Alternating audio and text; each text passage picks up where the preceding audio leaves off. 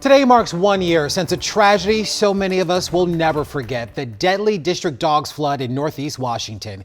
10 dogs drowned at that location on Rhode Island Avenue as waters rose from the storm and brought over 6 feet of water into the business. Thanks for joining us at 4:30. I'm Larry Miller. And I'm Simone D'Alba. As we mark this moment, we're taking a look at what went wrong and how the district is working to prevent something like this from ever happening again. From 911 calls to the emergency response and District Dogs response, we're taking a look at this tragedy 1 year later. This is a quickly developing situation in which these floodwaters that came and just whooshed through this entire area. Heartbreaking moments playing out on live TV. But it certainly seems like, and James is obviously giving you a different visual right now inside what's going on inside District Dogs as they try to, oh wow, it does not look good in there. Dog owners, pet parents, fearing for the worst, and for some, having those fears realized. I just asked one woman, and I don't think they really want to talk. I did just ask if we know if all the dogs are okay, and I think we just gotta. No, I don't. Dogs trapped inside the District Dogs Pet Daycare on August 14th, 2023. And they're obviously, those owners are obviously, there's another more. one coming out, a couple more coming out. Strong thunderstorms brought heavy rain and flash flooding to Rhode Island Avenue Northeast, which was already no stranger to rising water. WUSA 9's reporting revealed the timeline of this tragedy. Our reporting was eventually cited in a D.C. Homeland Security and Emergency Management After Action report. 5 o'clock p.m. This surveillance video screenshot shows floodwaters rushing into the doggy daycare after the outside window gave out. 5:01 p.m. The water is seen rising in what is described as the employee break room. An employee saying at the time, quote, "It was ungodly how fast it happened." Once the water came in, our staff were fighting for their own lives. They were climbing on shelving, they were climbing on countertops.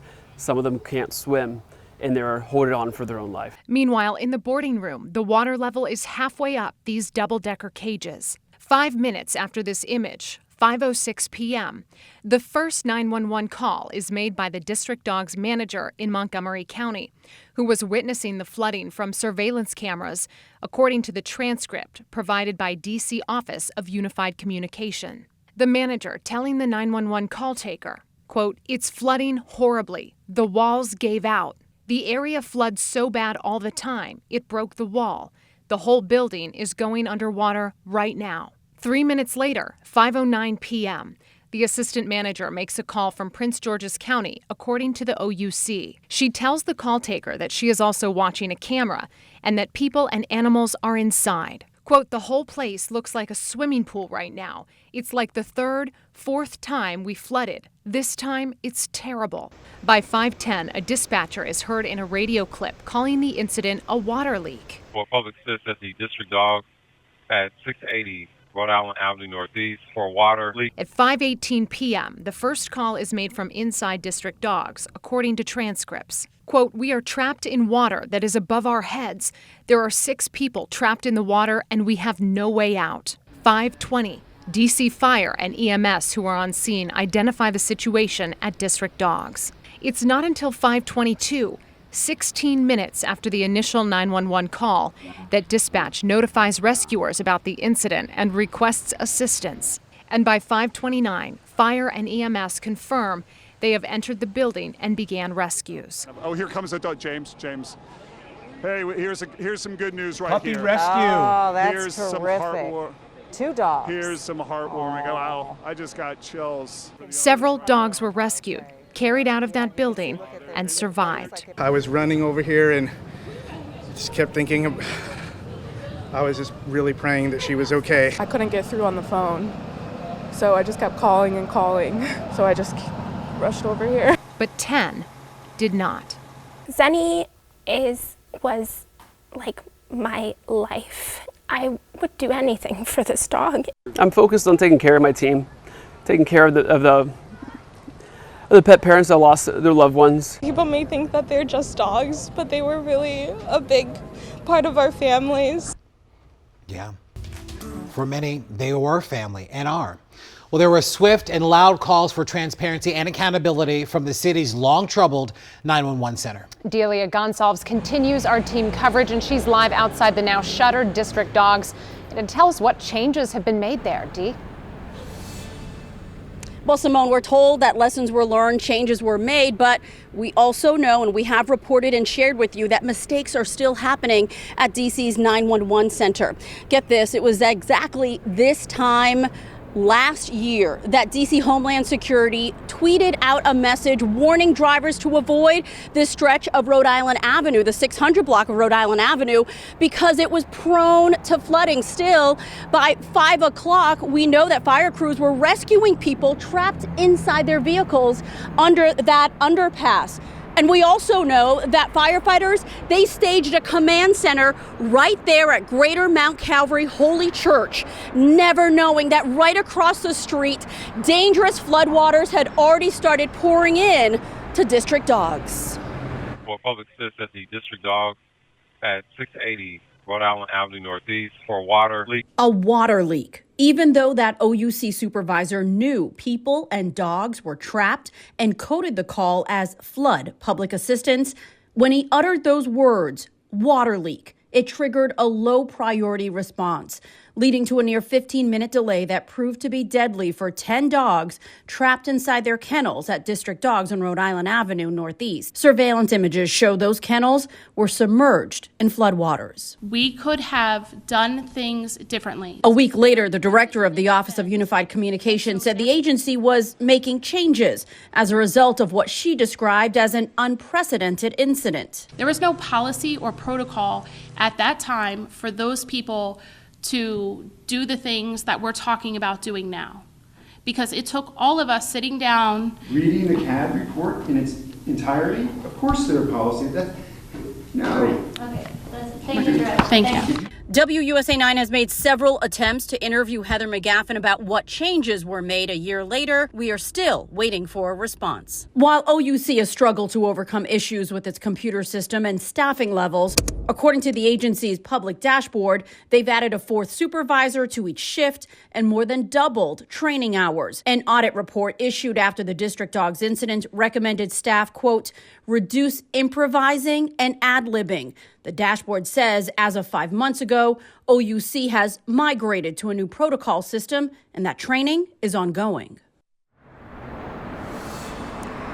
Back here live on Rhode Island Avenue at the former District Dogs. Here you can see brown paper covering the windows. The business has been shut down since that incident last year, but still an awful reminder of what went wrong and the lessons that we need to learn as a city moving forward.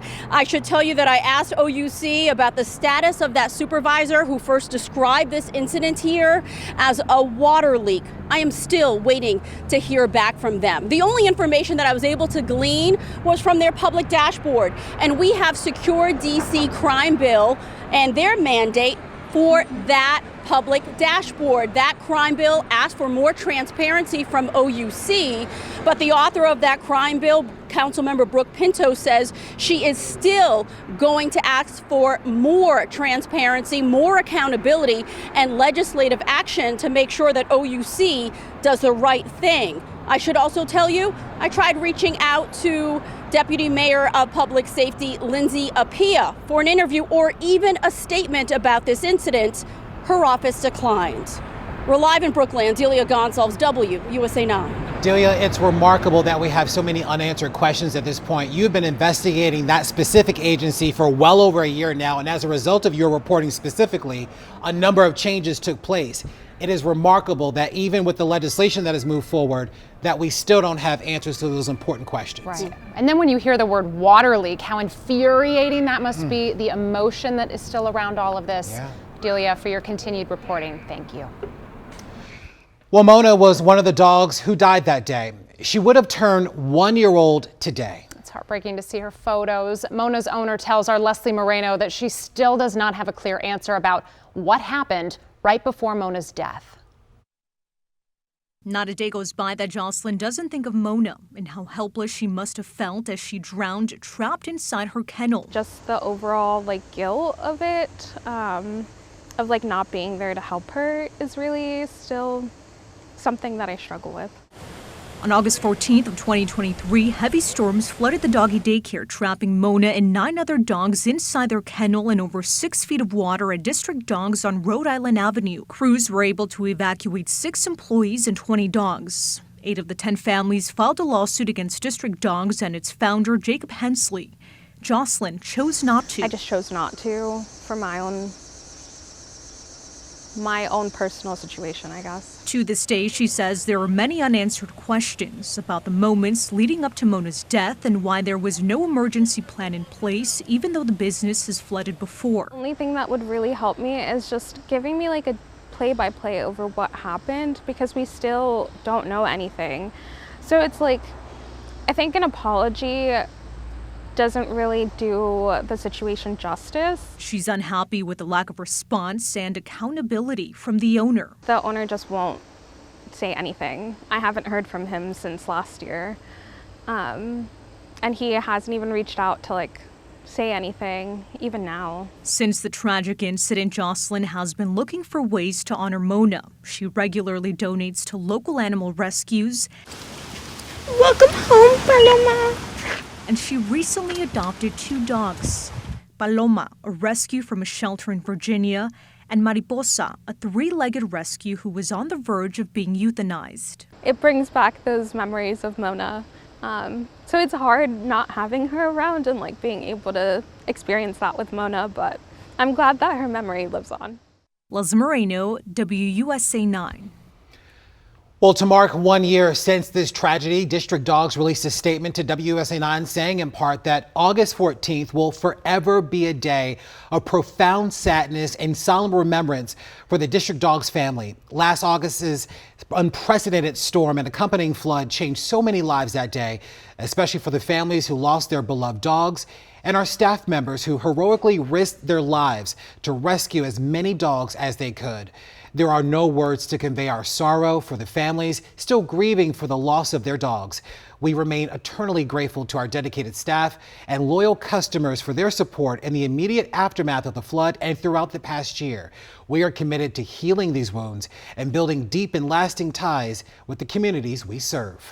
And while the emergency response to this tragedy was brought under a microscope, there was another element that we really wanted to focus on here. The question, is our infrastructure prepared for a changing and wetter climate? Yeah, it's something that we're committed to covering every single day. WUSA 9 environmental reporter Scott Broom joins us now with a look at the efforts made to reduce the risk of flooding. Scott? Well, listen, flash flooding in the district and throughout the region is amplified by climate change. This incident a year ago today here at District Dogs is probably a pretty good example of that. The amount of rain that came down and the fact the drainage system under the street here couldn't handle it. Interesting that just 6 weeks after the tragedy here, these new drains went into service. They are connected to the biggest underground infrastructure project in D.C. since the Metro was built, but it's underground and not a lot of people know about it. It's called the Northeast Boundary Tunnel. It was constructed to capture stormwater in sewage surges during big storms to prevent that from spilling into the Anacostia River. But there is a side benefit, which is that these drains were engineered with some additional capacity. Remind you, this was primarily a pollution control project, but there were some stormwater benefits that go into that project. I talked today with John Lyle of DC Water. Here's part of our conversation as he explained this incredible tunnel project underground. The primary purpose of those tunnels is for pollution control, to capture combined sewer overflows and prevent them from going into the rivers.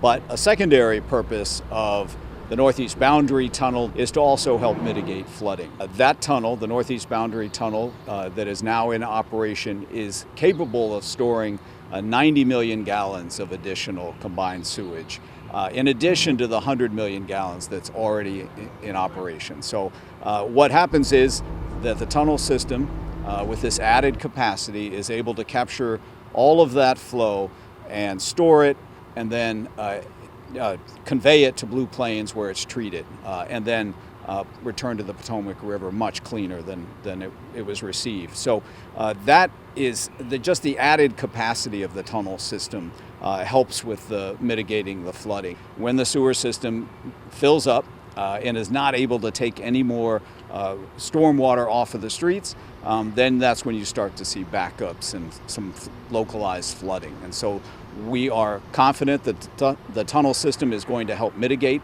that issue. It's going to reduce the risk of flooding.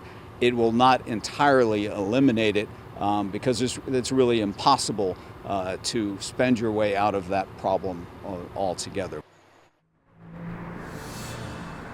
So an important qualifier there from John Lyle of DC Water as we had that conversation.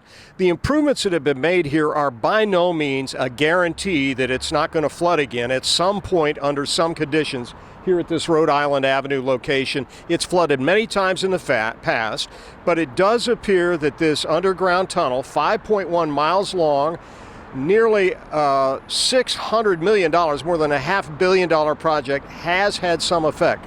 Broadly, it's had an incredible effect on the Anacostia River since it went into service, which unfortunately was about 6 weeks after the tragedy here on Rhode Island Avenue at District Dogs. But regardless, since it went into service, it has captured more than 90%, check that, 98% of the raw sewage that would have spilled into the Anacostia River in that time. It's captured a lot of nasty stormwater, a lot of litter, and a lot of raw sewage. It does appear to be a public works project that is working, and hopefully this drain system here is going to prevent future tragedies, or at least mitigate them so that they're not so bad into the future.